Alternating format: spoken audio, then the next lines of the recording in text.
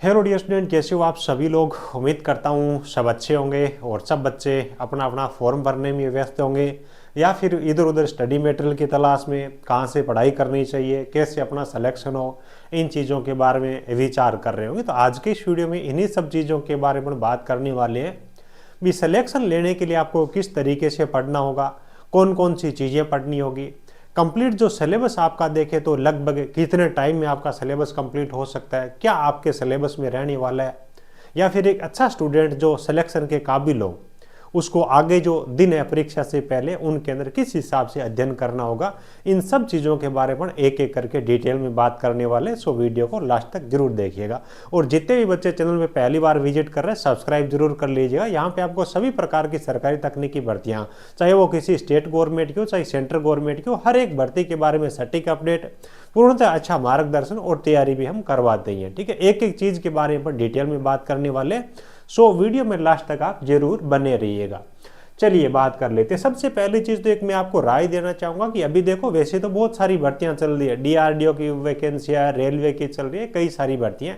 IT base में technician की vacancy है ना, वो तो आती रहती है, कहीं कोई दिक्कत नहीं, वैकेंसियाँ आती रहती है।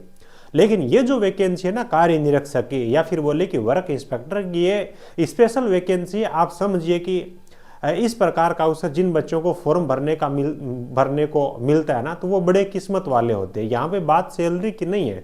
देखो दो चीज़ें मायने रखती है, एक आपकी सैलरी वो तो मायने रखती है, दूसरा आपका समाज में, परिवार में मान सम्मान और जो इज्जत है वो चीज़ भी उतना ही मायने रखती है जितना वो अमाउंट या फिर सैलरी मायने रखती है। तो दूसरी जो अदर वैकेंसी है टेक्नीशियन लेवल की, उनकी तुलना में यहाँ पे जो आपका टैग लगेगा कार्य निरीक्षक का, वर्क इंस्पेक्टर का नौकरी लगने के बाद में, तो उससे आपका मान सम्मान एक समाज, परिवार में, गाँव जहाँ भी आप रहते हो, एक अलग ही दर्जे का रहने वाला। तो एक एक चीज़ के बारे में बात करेंगे और सब बच्चे अच्छे तरीके से इसकी तैयारी करिएगा। बिल्कुल भी आपको इसको छोड़ना नहीं है। भले ही देखो सिलेक्शन हर एक भर्ती के अंदर टफ होता जा रहा है। रेलवे के अंदर आप देखोगे स्टार्टिंग के अंदर नॉन टेक्निकल जोड़ दिया, नाम मात्र का टेक्निकल है, कहीं कोई ज़्यादा वैल्यू नहीं है। डीआरडीओ का आप देखोगे सिलेक्शन प्रोसेस कितना कॉम्प्लिकेटेड कर दिया।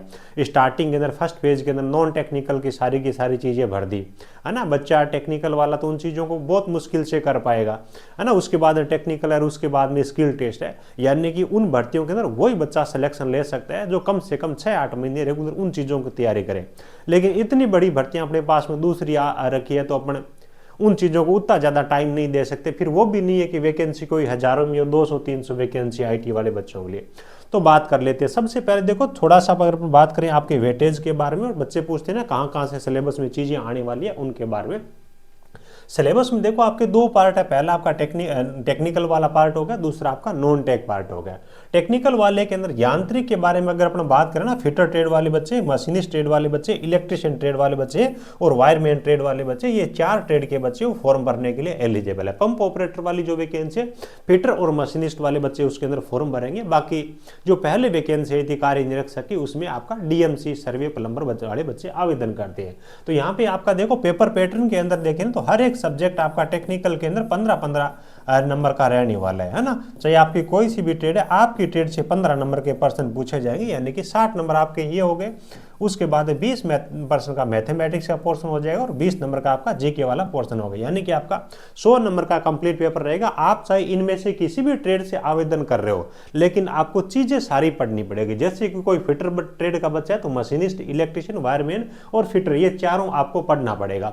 और इसी हिसाब से हर एक बच्चे के पेपर के अंदर ये वेटेज आने वाला है। अब इनको कैसे तैयार करेंगे सर, उनके बारे में बात करेंगे। साथ में आपका मैथ है और जीके ये आपका रहने वाला है। और कट ऑफ अगर आप देखोगे तो सामान्य कैटेगरी के लिए 40 नंबर है 100 में से, बीसी कैटेगरी के लिए 36.5 है, ईबीसी के लिए आपका 34 है, और 80 एसटी दिव्यांग और महिलाएं हैं उनके लिए 32 नंबर है। जब इस प्रकार का सिलेबस होता है ना, तो ये क्वालिफाई मार्क्स जो होते हैं वो बड़े मायने रहते हैं। यहाँ पे वो नहीं होता कि 70% कट ऑफ जाएगी या फिर 80% कट ऑफ जाएगी, वो नहीं रहता।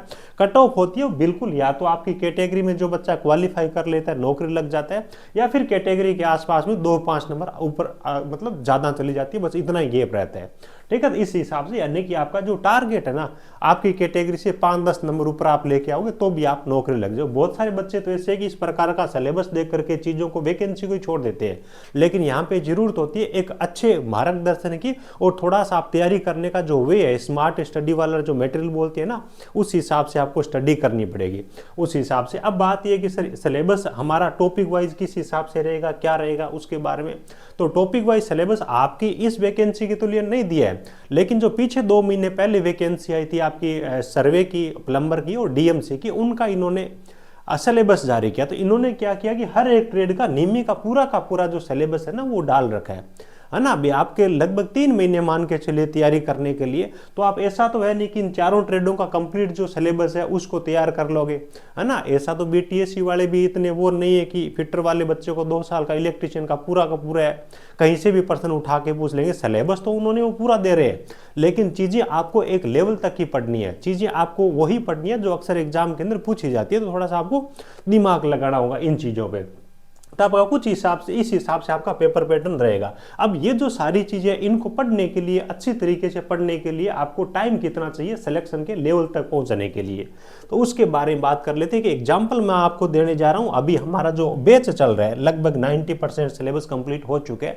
जो पहले वैकेंसी थी 2 महीने पहले, है ना, जो आपका डीएमसी है, सर्वेयर है और प्लम्बर है, उनके लिए हमने बैच चला रखा था 5-6 फैकल्टी के साथ में, हमारा वो कंप्लीट होने जा रहा है। तो इसके जरिए अपने एक एग्जाम्पल लेते हैं, उसमें आपको कितनी मेहनत करनी पड़ेगी, इस करंट वैकेंसी में कितनी मेहनत करनी पड़ेगी, है ना। यहाँ पे 3 ट्रेड थी, है ना, भी 3 आपकी ट्रेड थी। उसके बाद जीके और मैथ 2 सब्जेक्ट तो यहाँ पर भी थे, यानी कि यहाँ पे 5 सब्जेक्ट थे, और आपको जो पढ़ने पड़ेंगे ना वो आपके 6 सब्जेक्ट है। लेकिन एक चीज का यहाँ पे ध्यान रखिएगा, जो बच्चे इलेक्ट्रिशियन ट्रेड से है या फिर जो बच्चे फिटर ट्रेड से है, उनके लिए यहाँ पे सिलेक्शन लेना बहुत ज्यादा आसान है। बहुत ज्यादा नहीं तो मैं बोलूंगा कि थोड़ा दूसरे ट्रेड की तुलना में ईजी है, क्योंकि फिटर ट्रेड वाला बच्चा है ना, मशीनिस्ट वो अच्छे से कवर कर लेगा, इलेक्ट्रिशियन वाला बच्चा वो वायरमैन को भी कवर कर लेगा, क्योंकि सिलेबस लगभग इनका सेम है।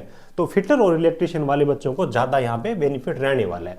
तो आपको यहाँ पे ऑल ओवर देखे तो 4 ट्रेड और 2 नॉन टेक्निकल, 6 आपको पढ़ना, यानी कि लगभग देखे तो आपका यहाँ पे 5 और उसमें 6 है, ठीक है।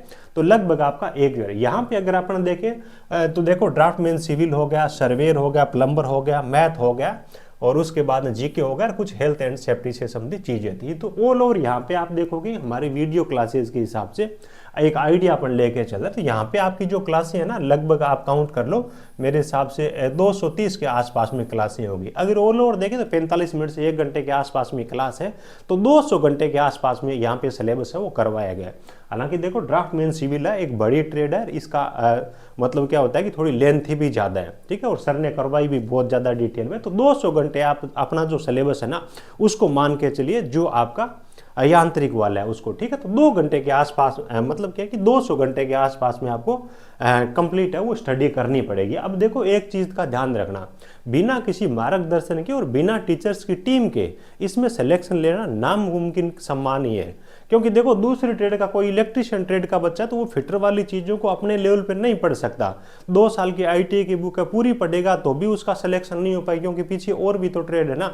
इसलिए किस लेवल तक पढ़ना है, कौन कौन सी चीज़ों को पढ़ना है, फिटर में से कौन कौन सी चीज़ें अक्सर एग्जाम के अंदर आती है, तो उस तरीके से आपको पढ़ना पड़ेगा, तभी 200 घंटे के अंदर सिलेबस को आप कवर कर पाओगे। लगभग आपका जो कंप्लीट सिलेबस अगर अपन देखें तो क्लासेज के हिसाब से 200 घंटे के आसपास में रहने वाला है। यहाँ पे स्टडी करने के हिसाब से भी मैं हमारी टीम का एक एग्जांपल लेके चलूँ, भी हम इसका क्लासेज है वो स्टार्ट करवाने जा रहे हैं लाइव बैच। कोई बच्चा जुड़ के पढ़ना चाहता है तो पढ़ सकता है, कहीं से भी पढ़ो, आपकी मर्जी है, सेल्फ स्टडी करो तो भी हम आपको कोई दबाव नहीं दे रहे। लेकिन हमारे साथ में कोई बच्चा जुड़ के पढ़ना चाहता है तो इसका शौर्य बैच है स्टार्ट होने जा रहा है, ठीक है। तो जिसमें आपका पंप ऑपरेटर इसकी भी तैयारी हो जाएगी, कार्य निरीक्षक यांत्रिक है इसकी भी तैयारी हो जाएगी।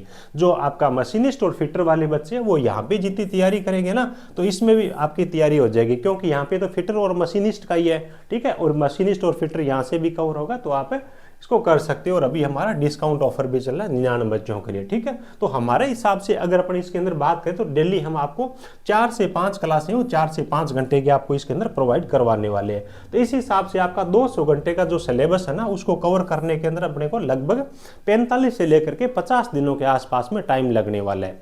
जबकि बीटीएससी अपने को जो टाइम देगा ना, कम से कम मान कर चलिए कि 2 से 2.5 महीने का टाइम तो अपने को मिलेगा, जो कि हर एग्जाम में वो देता है।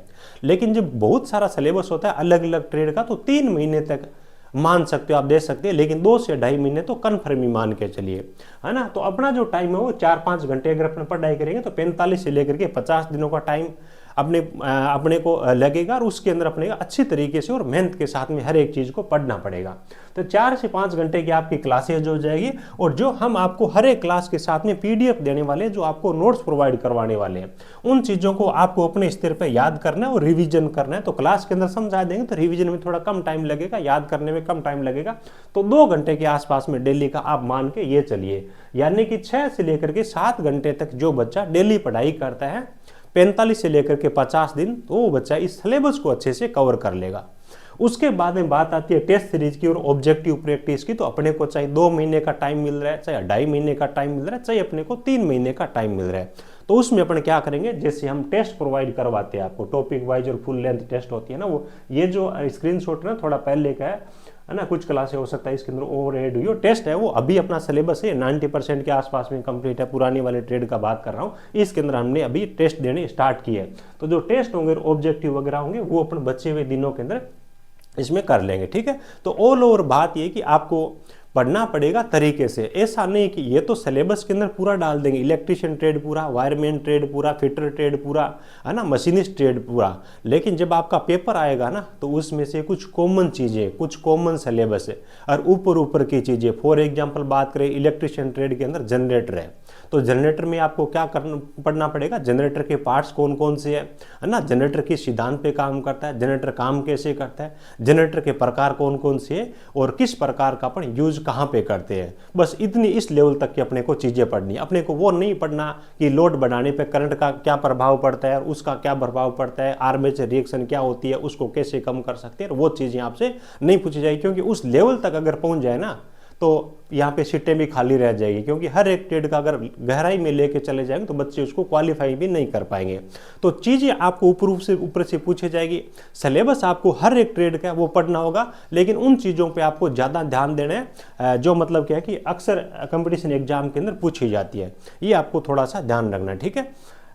बाकी और कोई आपको डाउट हो तो नीचे कमेंट करके आप पूछ सकते हो। सिलेबस इनकी तरफ से अभी आपके लिए जारी नहीं किया गया, लेकिन जल्दी आपका सिलेबस आ जाएगा। 100% यही रहेगा कि ये कॉपी करके निम्मी का जो पैटर्न होता है ना, उसी पैटर्न को ये आपको दे देने वाले हैं, ठीक है।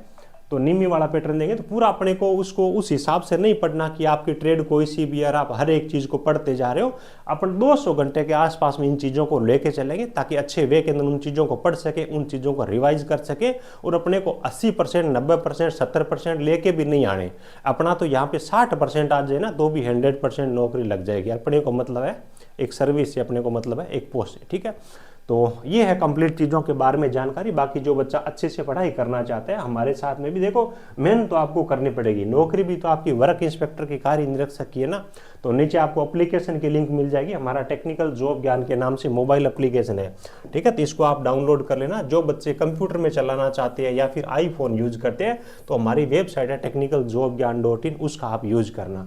यहाँ पे BTH वर्क इंस्पेक्टर का फोल्डर मिलेगा। तो 2 बैच है, जिसके अंदर पहले वाला तो DMC सर्वेयर प्लम्बर वाला है, और आपके लिए जो नया बैच है वो शौर्य बैच है, उसको आप ज्वाइन कर सकते हो। अभी डिस्काउंट ऑफर में भी है 99 बच्चों के लिए, ठीक है। 75% उसके अंदर डिस्काउंट हो जाएगा, यानी कि नाम मात्र में आप मान के चलिए कि 2-3 किताबों की जो प्राइस रहती है उसी के अंदर आपको कंप्लीट क्लास है, उसके नोट्स, टेस्ट, सब कुछ आपको मिल जाए। उम्मीद है सब चीज़ें आपको बहुत अच्छे तरीके से समझ आई होगी। आपके जो भी ज़रूरतमंद दोस्त हैं जिनको वो फंसे हुए कि इतना बड़ा सिलेबस हम कैसे तैयार करेंगे, कितना टाइम लगेगा, तो उनके साथ में भी चीज़ों को शेयर जरूर करना। Thank you, best of luck.